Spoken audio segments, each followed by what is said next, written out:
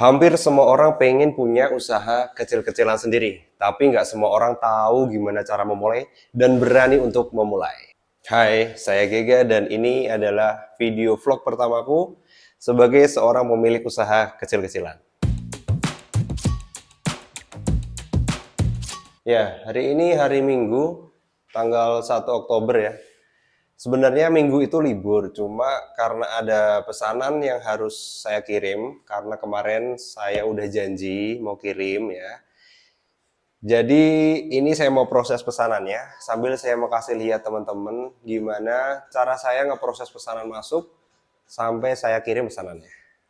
Buat yang belum tahu, jadi usahaku itu usaha cetak sablon DTF. Nah, untuk hari ini pesanannya yang mau saya proses itu cuma sablon DTF aja. Jadi saya nggak perlu mengaplikasikannya ke bahan produknya atau ke kaos gitu ya. Jadi ini cuma sablonnya aja. Nah, gimana saya ngeproses pesanan ini? Ikuti terus videonya ya. Jadi sebelum masuk proses cetak, jadi biasanya aku siapin desain yang mau dicetak dulu ya. Kalau misal desainnya ini bermacam-macam, biasanya aku susun dulu. Tapi kalau desainnya cuma satu atau dua tapi kuantitas yang banyak, biasanya langsung aku cetak. Kita cek dulu desain sama pesanannya ya.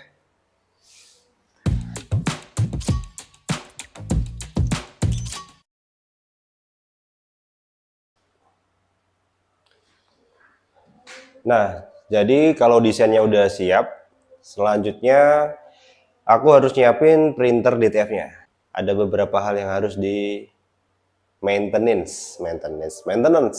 Dan untuk cara-cara maintenance printer DTF udah banyak banget yang bikin videonya. Jadi mungkin aku akan skip aja. Oke?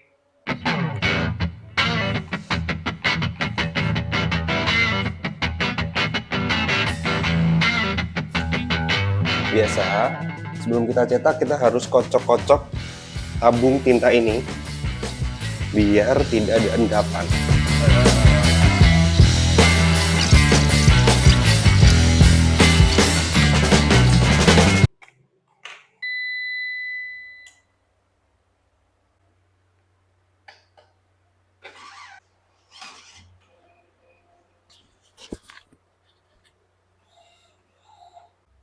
Oke, jadi ini desain yang akan kita cetak. Kita setting dulu ya kalau mau dicetak.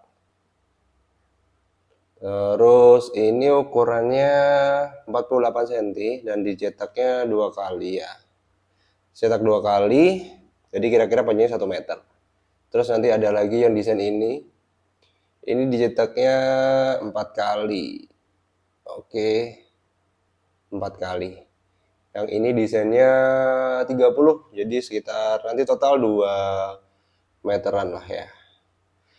Oke, kita lanjut ke printnya. Oke, dan ini udah mulai cetak ya. Tadi mulai cetak sekitar jam 15.57. Untuk pesanan ini panjangnya 2 meter, jadi kira-kira butuh waktu sekitar 1 jam. Kurang lebih 1 jam. Dan ini nanti untuk powdering sama drying, untuk powdernya pakai mesin dari Richard ya. Nah, kalau udah proses kayak gini, itu sebenarnya bisa kita tinggal. Nah, ini lagi proses cetak ya. Ini lagi awalan kayak gini tuh masih butuh beberapa menit untuk desainnya itu masuk ke mesin drying. Nah, sambil nunggu proses kayak gini, biasanya aku gunakan untuk nyiapin desain-desain yang mau dicetak selanjutnya atau untuk balesin chat-chat dari konsumen.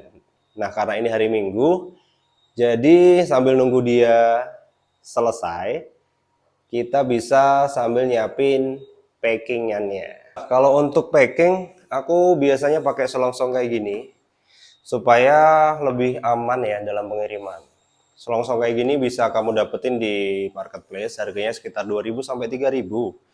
Tapi kalau ini terlalu mahal, kalian bisa juga cari di dekat daerah rumah kalian, pasti ada toko kain ya. Nah, biasanya mereka punya bekas kayak gini untuk gulung kain. Nah, kalau di sini aku udah punya langganannya. Itu ukuran 1,5 meter. Segini itu harganya 1.000. 1000 dapat 1,5 meter, itu biasanya bisa aku bagi jadi 3 sampai 4. Jadi termasuk murah.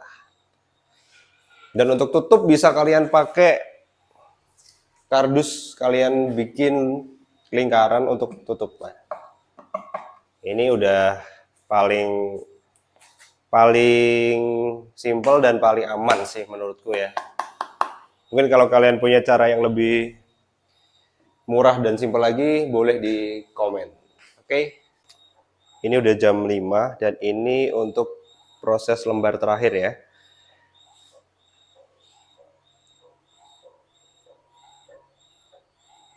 Dan untuk suhu yang aku pakai, ini pakai suhu 130 ya. Ya, jadi kurang lebih kalau cetak 2 meter, desainnya full kayak gini, ya, itu sekitar 1 jam, sekitar 1 jam. Tapi kalau desainnya nggak full kayak gini tuh bisa lebih cepet ya.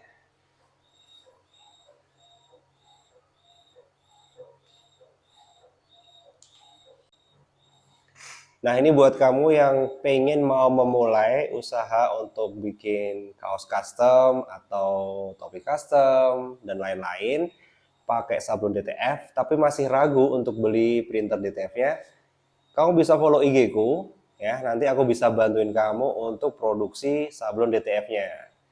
Nah, untuk soal harga nanti kita bisa bicarakan. Oke? Jangan ragu. Semangat. Oke, jadi ini tadi udah selesai cetaknya. Dan kalau udah selesai hasilnya tuh kayak gini ya. Nah, ini kita gulung lagi sambil kita cek nih. Misal ada cetakan yang kurang pas gitu ya. Nah, usaha kayak gini tuh sebenarnya kalian juga nggak perlu pinter desain juga ya. Kalau misal kalian nggak bisa desain, kalian bisa minta tolong. Ada kok banyak sekarang jasa desain. Freelancer tuh banyak. Nah, kalau kalian, yang penting itu jangan takut untuk memulai. Nanti lama-lama kalian akan nemuin apa yang perlu kalian improve gitu ya, dari setiap usaha yang udah kalian jalanin. Ngomong apa sih aku?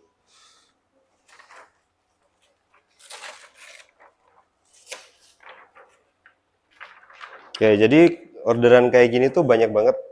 Tiap hari itu ada orderan meteran kayak gini ya untuk sablon aja. Karena aku udah ada beberapa langganan dari konveksi atau dari kebanyakan malah anak-anak SMA gitu ya, anak-anak SMA yang mereka sambil punya brand sendiri loh. Dia punya brand sendiri, sering ngerjain custom kaos juga. Dan itu kebanyakan nggak di daerah sini tinggalnya, kebanyakan dari luar. Nah, saya dapat pelanggan-pelanggan kayak gitu dari mana sih? Kebanyakan dari sosial media dan juga dapat dari marketplace juga.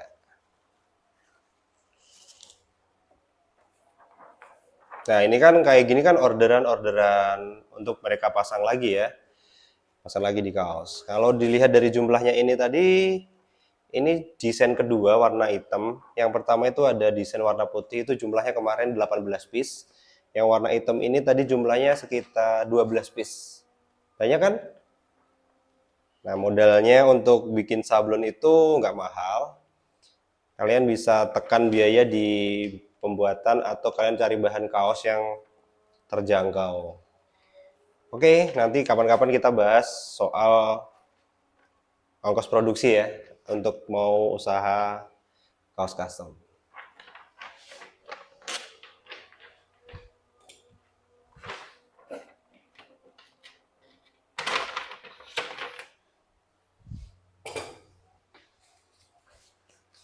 Oke, jadi ini udah jadi cetak sablonannya. Jadi modelnya kayak gini ya. Tergulung, lalu tinggal dimasukkan ke packingannya kayak gini. Dan kita tutup pakai kardus lagi. Dan tinggal di lakban.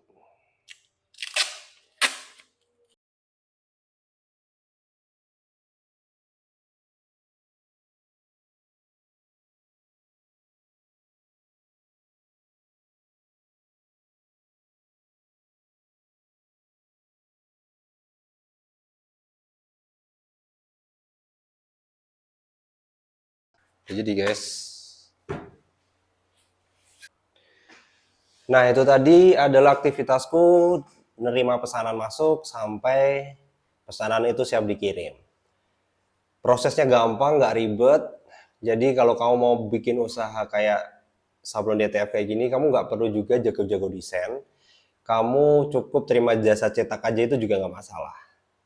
Jadi yang penting kalau kamu bikin usaha apapun itu, bikin yang kamu nyaman dulu, yang kamu bisa dulu, nggak perlu takut. Yang penting kamu mau terus belajar, mau terus berkembang, gali potensi yang ada dalam diri kita. Kalau kita udah nyaman dulu, insya Allah ya, insya Allah potensi yang ada dalam diri kita itu bisa maksimal keluarnya. Jadi jangan takut untuk mencoba usaha sendiri. Thank you for watching. Jangan lupa di komen, di share, di like, dan di subscribe supaya aku lebih semangat untuk bikin video dan konten-konten berikutnya. Terima kasih dan bye.